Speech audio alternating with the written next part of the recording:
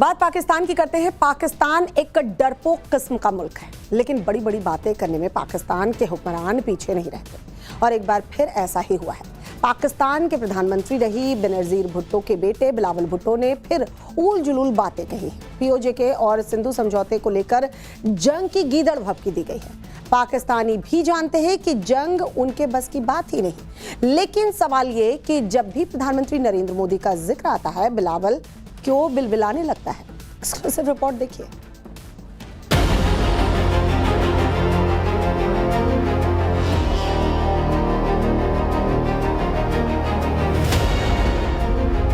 जंग कर देंगे, मिसाइल मार देंगे, एटम बम तक फोड़ देंगे। साल भर से ये शख्स इसी तरह बिलबिलाया हुआ है। जानते हैं कौन है ये? इसी शख्स की जुबानी सुनिए। जी हाँ, ये भुट्टो ही है। पूरा नाम बिलावल जरदारी भुट्टो है। पाकिस्तान के पूर्व प्रधानमंत्री बेनजीर भुट्टो का बेटा, घास खाकर एटम बम बनाने की बात करने वाले जुल्फिकार अली का पोता। इसीलिए जब भी इस शख्स की जुबान खुलती है, हिंदुस्तान के खिलाफ जहर ही उगलती है। और एक बार फिर ऐसा ही हुआ है। बिलावल भुट्टो ने एक बार फिर भारत के खिलाफ जंग की गीदड़ भभकी दी है। गिलगिट बाल्टिस्तान में एक रैली में बिलावल ने कहा कि सिंधु समझौते के लिए पाकिस्तान को जंग भी करनी पड़े तो वो तैयार है। पहलगाम अटैक के बाद भारत ने सिंधु जल समझौते को ठंडे बस्ते में डाल दिया था और तभी से बेनजीर के बेटे को सिंधु सिंधु रटने की बीमारी हो चुकी है। इस्लामाबाद की संसद से लेकर कराची तक की रैलियों में बिलावल भारत से जंग की गीदड़ भभकी देते रहते हैं, पीएम मोदी को ललकारते रहते हैं और इस काम में बिलावल के अब्बा आसिफ अली जरदारी भी कम नहीं है। एक बानगी सुनिए। ये मुंह और मसूर की दाल। पाकिस्तान के फर्जी हुक्मरानों पर यह कहावत सटीक बैठती है। वैसे जरदारी खानदान ही नहीं, पूरा पाकिस्तान साल भर से इसी तरह जहनी बीमारी का शिकार हो चुका है। हफ्ते भर पहले ही पाकिस्तान का एक मंत्री तो हाथ काटने तक की गीदड़ भभकी दे रहा था। जंग के मैदान में हर बार मार खाता है, लेकिन जिन्ना का मुल्क बाज नहीं आता है। वैसे इस्लामाबाद के नकारा सियासतदान ही पाकिस्तान के वर्दी वाले दहशतगर्दों के सरगना आसिम मुनीर ने भी फिर एक बार जंग की गीदड़ भभकी दी है। पाकिस्तानी सेना ने एक बयान में कहा कि chief of defence forces Asim Munir की अध्यक्षता में सेना के टॉप अधिकारियों की बैठक हुई। इस बैठक में पाकिस्तान के हक का पानी मिलना सुनिश्चित करने के लिए सभी जरूरी कदम उठाने का पक्का संकल्प लिया गया।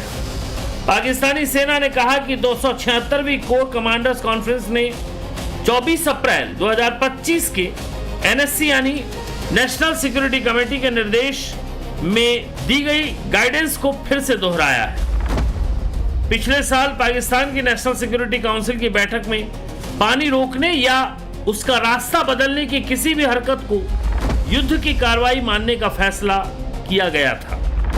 लिहाजा सवाल यह है कि क्या वाकई पानी के लिए पाकिस्तान युद्ध की हिमाकत कर सकता है? पाकिस्तानी हुक्मरानों को जानते हैं, मानते हैं कि शरीफ और जरदारी खानदान से लेकर मुनीर एंड कंपनी डींगे हाँकने में ही आगे है। वैसे पाकिस्तान में पानी को लेकर यह हड़कंप इसीलिए मचा है क्योंकि 3 दिन पहले ही भारत ने एक बार फिर पाकिस्तान को साफ बता दिया कि आतंक के खात्मे तक सिंधु समझौता निरस्त रहेगा। सामने आ रही कई जगह घर, मकान, दुकान सब जलमग्न है। कहीं बारिश की वजह से सड़कों पर लंबा ट्रैफिक जाम लगा है। बाढ़ और बारिश के कहर की ऑल इंडिया रिपोर्ट आपको दिखाते हैं, देखिए।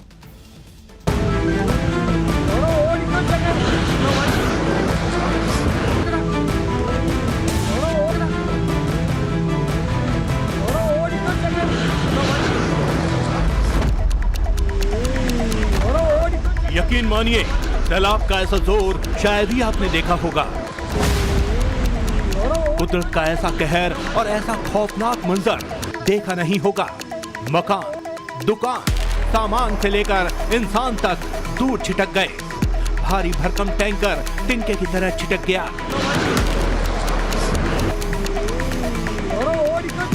बाढ़ से हाहाकार की ये तस्वीरें केरलम के वायनाड की हैं, जहां इस कदर लैंडस्लाइड हुआ जिसने किसी को भी संभलने का मौका तक नहीं दिया।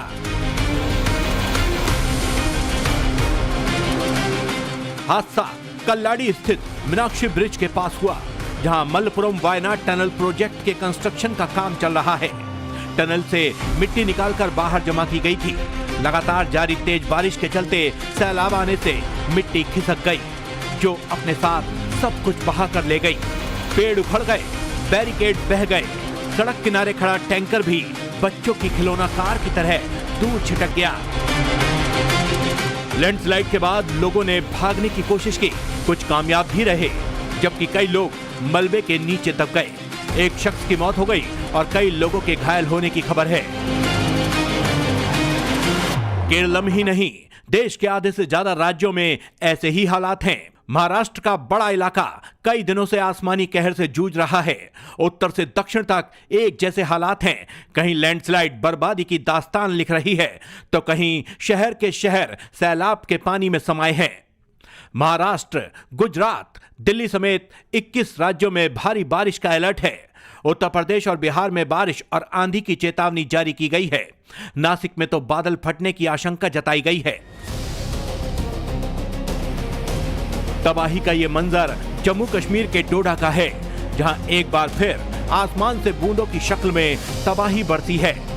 डोडा के ठाठरी इलाके में बादल फटने से ऐसा सैलाब आ गया जो अपने साथ मकान, दुकान, खेत खलियान, सामान सब कुछ बहा ले गया। बाढ़ के साथ बहकर आए बड़े बड़े पत्थरों ने घर के बाहर खड़ी गाड़ियों को पल भर में चकनाचूर कर दिया। ये देखिए गाड़ी किस तरीके से मलबे के अंदर अभी भी दबी हुई है। दरअसल लगातार ठाठरी इलाके में बीती रात से भारी बारिश हो रही थी, जिसके बाद यहाँ पे जो फ्लैश फ्लड है वो यहाँ पर आता है, लैंडस्लाइड यहाँ पर होती है और उसके बाद इस पूरे इलाके में तबाही की जो तस्वीर है वो यहाँ पर देखने को मिलती है। ये तस्वीरों में आप देखिए कि किस तरीके से यहाँ पे मलबे के अंदर यहाँ पर गाड़ियां जो है वो दबी हुई है। पहाड़ी इलाकों में हुई भारी बारिश के बाद डोडा और किश्तवाड़ में पिछले 2 दिनों में अचानक बाढ़ आने की ये तीसरी घटना है। बादल फटने की घटना से डोडा किश्तवाड़ नेशनल हाईवे ठप हो चुका है। खास बात यह है कि सैलाब के साथ बड़े बड़े पत्थर भी बहकर आए, जिसकी वजह से भीषण तबाही हो गई।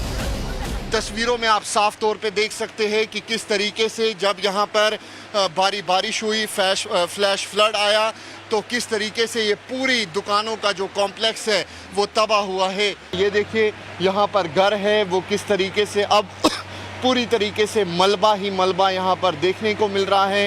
ये साफ तौर पे दिखाता है कि इस इलाके में किस तरीके से प्राकृतिक आपदा ने तबाही मचाई है। जम्मू समेत कश्मीर घाटी में जबरदस्त बारिश हो रही है, जो निचले इलाकों में तबाही की वजह बन रही है। बाढ़ की वजह से किश्तवाड़ में निर्माणाधीन 540 मेगावाट वाले क्वार हाइड्रो इलेक्ट्रिक पावर प्रोजेक्ट के पास कई गाड़ियां मलबे में दब गईं। अचानक बाढ़ आने के बाद राजमार्ग पर भारी मात्रा में कीचड़, चट्टानें और मलबा जमा हो गया। फिलहाल लोगों को एहतियात बरतने की सलाह दी गई है। और यहाँ पे गाड़ी साफ तौर पे आपको देखने को मिलेगी कि किस तरीके से पूरी गाड़ी जो है वो बर्बाद हो चुकी है। कई घर यहाँ पर हैं जो पूरी तरीके से तबाह हो चुके हैं। प्रशासन पूरी तरीके से यहाँ पर मॉनिटर कर रहा है सिचुएशन को, लेकिन मौसम विभाग की माने तो आने वाले 2 से 3 दिन भारी बारिश जो है वो यहाँ पर हो सकती है। जम्मू कश्मीर के बाद अब जरा महाराष्ट्र चलिए, जहाँ बारिश अब राहत नहीं आफत बनकर बरस रही है। मुंबई, पुणे, ठाणे, पालघर और कई अन्य इलाकों में एक जैसे हालात हैं। कुछ इलाकों में तो कई दिन से बारिश का दौर जारी है। शहर की सड़कों से लेकर हाईवे तक पानी में समाये हुए हैं। और तो और नासिक में बादल फटने तक की चेतावनी जारी कर दी गई है। त्र्यंबकेश्वर, पंचवटी, घोटी समेत नासिक का बड़ा इलाका जलमग्न हो चुका है। शहर में सड़कों पर पानी भरा हुआ है तो गांव के पुल सैलाब में बह गए हैं। त्र्यंबकेश्वर के ऐसे ही एक गांव में हम मौजूद हैं जहां की स्थिति हम आपको दिखा रहे हैं कि जबरदस्त बारिश जो कल रात से इस इलाके में हो रही है, उसकी वजह से गांव को जोड़ने वाला एक जो पुल था मिट्टी का टेम्पररी जो बनाया गया था, वो पूरी तरीके से बहाव में बह गया है। नासिक जैसा ही हाल पुणे का भी है। पुणे में लगातार बारिश हो रही है और अब बारिश का पानी रिहायशी इलाकों में भी पहुंच गया है। कई फीट तक पानी जमा हुआ है। लोग अपने घर को छोड़कर ताला लगाकर सरकारी स्कूल में शरण ले रहे हैं। और रही बात मुंबई की, तो देश की आर्थिक राजधानी कई दिनों से आफत की बारिश से जूझ रही है। विरार का हाल देख लीजिए। इस वक्त में विरार इलाके में वो आप देखिए, यहाँ पे बरसात कुछ समय के लिए थमी जरूर है, लेकिन उसका जो कहर है उसका असर अभी भी यहाँ पर दिखाई दे रहा है। जल जमाव की स्थिति जो है यहाँ पर दिखाई दे रही है। कई सारी जो गाड़ियां हैं वो यहाँ पर अब रेंग करके चल रही हैं। सड़कें जो है वो यहाँ तालाब में तब्दील हो चुकी हैं। मुंबई